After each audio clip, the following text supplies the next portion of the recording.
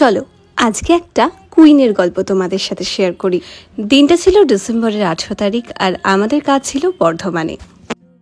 আজকে ব্রাইডের কাছে ভীষণ অদ্ভুত কিছু গল্প শুনলাম, সেটাও আজকে তোমাদের সাথে শেয়ার করব। ব্রাইডের দেওয়ার টাইম মতো আমরা পৌঁছে যাই ব্রাইডের কাছে। আর এই হচ্ছে আজকে আমার ব্রাইড, ভীষণই মিষ্টি দেখতে আর ভীষণই মিষ্টি মেয়ে। প্রথমে গিয়েই ব্রাইডের সাথে সমস্তটা আলোচনা করে নিলাম যে সে কীরকম লুক চাইছে।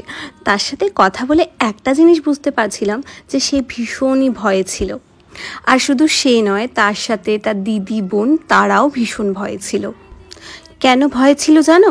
তারা বুঝতেই পারছিল না যে লুকটা লাস্ট পর্যন্ত কেমন গিয়ে দাঁড়াবে। তার পছন্দ মতো লুক আমি আদেও তাকে দিতে পারবো কিনা। তার পুরনো কিছু বাজে অভিজ্ঞতার কারণেই তার এরকম চিন্তা বারবার মনে আসছিল। আজকে আমার যে এই ব্রাইডটা দেখছো, এই ব্রাইডের বাড়ি কিন্তু এখানে নয়, ব্রাইডের বাড়ি পাটনা। শুধুমাত্র রিসেপশনের জন্যই কিন্তু তাদের এখানে আসা। আমার আজকের এই ব্রাইডের সেই রকম কিছু চাহিদা ছিল না। সে কিছু লুক আমাকে দেখিয়েছিল, বলছিল দিদি এই রকম লুকে আমাকে বেশ ভালো লাগছিল, তুমি এরকমভাবে কিছু একটা সাজিয়ে দাও যাতে আমাকে ভালো লাগে। আর এখন তো বিয়েবাড়িতে ব্রাইডের সাথে সাথে অনেকেই সাজে, তো সেই সাজের মধ্যে আমি যেন হারিয়ে না যাই, আমাকে যেন ব্রাইড লাগে, তো সেইটুকুনি দেখে তুমি আমাকে সাজিয়ে দিও। তো আমার এই ব্রাইডের পুরনো কী বাজে অভিজ্ঞতা হয়েছিল সেটা একটু তোমাদের সাথে শেয়ার করি। তো দিদিভাইয়ের বিয়ে ছিল ডিসেম্বরের 15 তারিখ। তো বিয়েটা এখানে হয়নি, বিয়েটা পাটনাতেই হয়েছে। দিদিভাই যেই মেকআপ আর্টিস্টকে বুক করেছিল তার বুকিং ছিল দিদিভাইয়ের ফুল ব্রাইডাল মেকআপ, দুটো পার্টি মেকআপ এবং দিদিভাইয়ের মায়ের মেকআপ।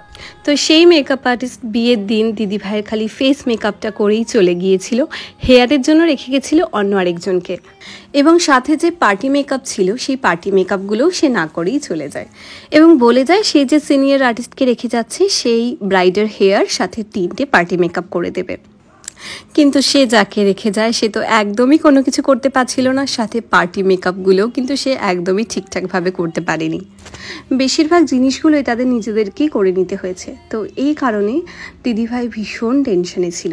আর তারই সাথে দিদিভাইয়ের দিদি আর বোনরাও ভীষণই চিন্তায় ছিল।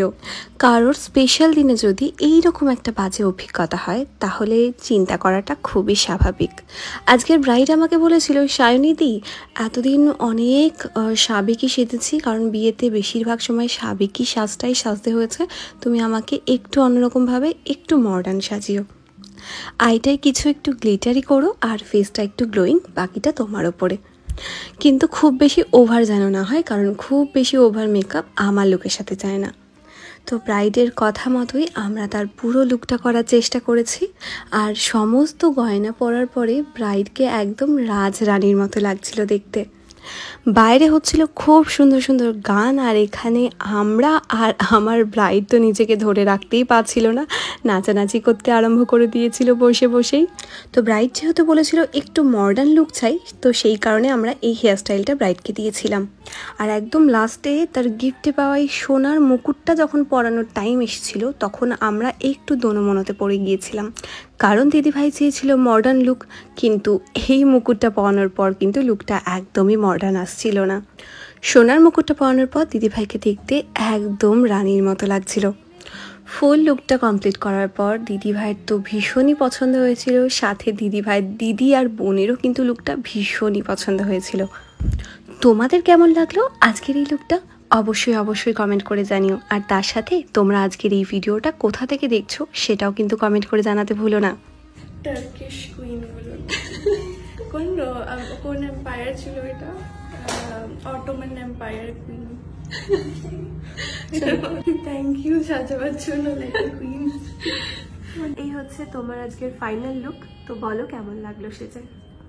It's so amazing that I'm very speechless right now. খুবই ভালো লাগছে, thank you so much. I was not expecting this outcome, and honestly I have left everything to like I was not saying anything that this is my desired look.